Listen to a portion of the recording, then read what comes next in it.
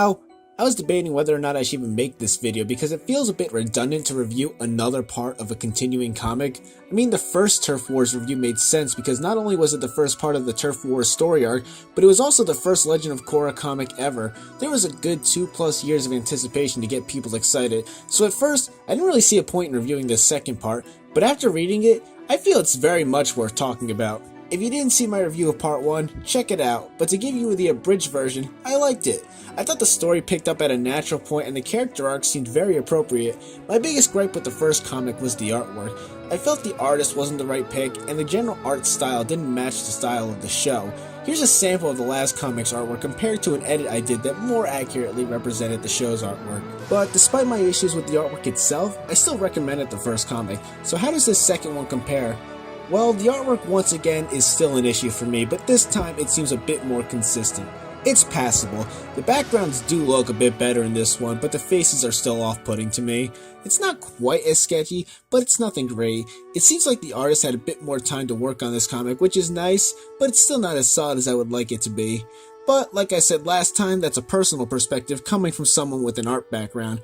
I got comments last time from people who enjoyed this style of artwork, so judge it for yourself. As for the story, I really like this part, even more than the first. The story is very heavily involved in the politics. In this part, President Raiko puts a military guard around the portal which Korra fears will incite the spirits into attacking the human world.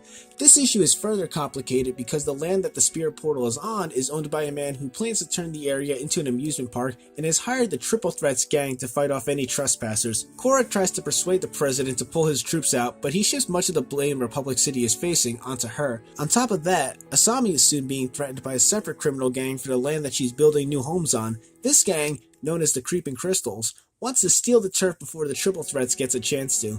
While that's happening, Mako and Balloon are investigating the Triple Threats' connection to the wealthy landowner, but little do they know, the Triple Threats have been overthrown by the ruthless Tokuga, who now vows revenge on both the spirits and the Avatar for mutating his body into a half-spirit monster.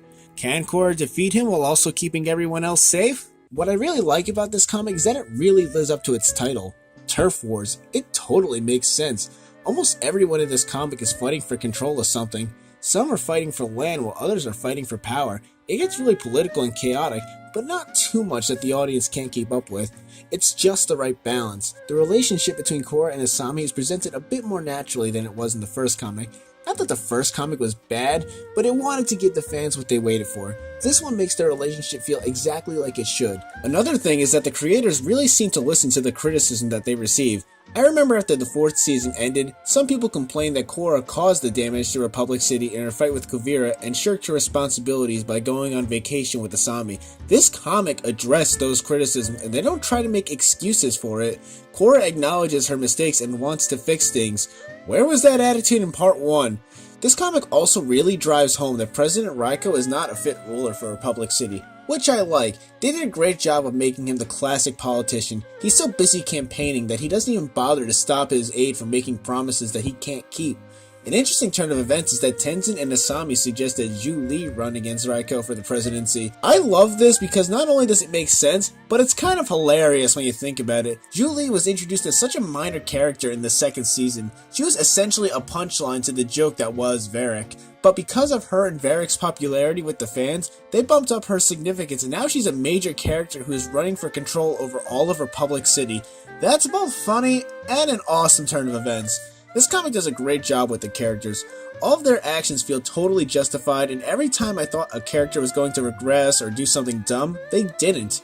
The individual character arcs, from Mako and Bolin's job as cops to Asami overseeing the reconstruction of the city, all feels appropriate. This second part of the Turf Wars story does almost everything right. If I had to nitpick, I would say that the beginning of this comic was a bit annoying because there are 2 moments when characters comment on Korra and Asami's relationship and they were kind of out of nowhere.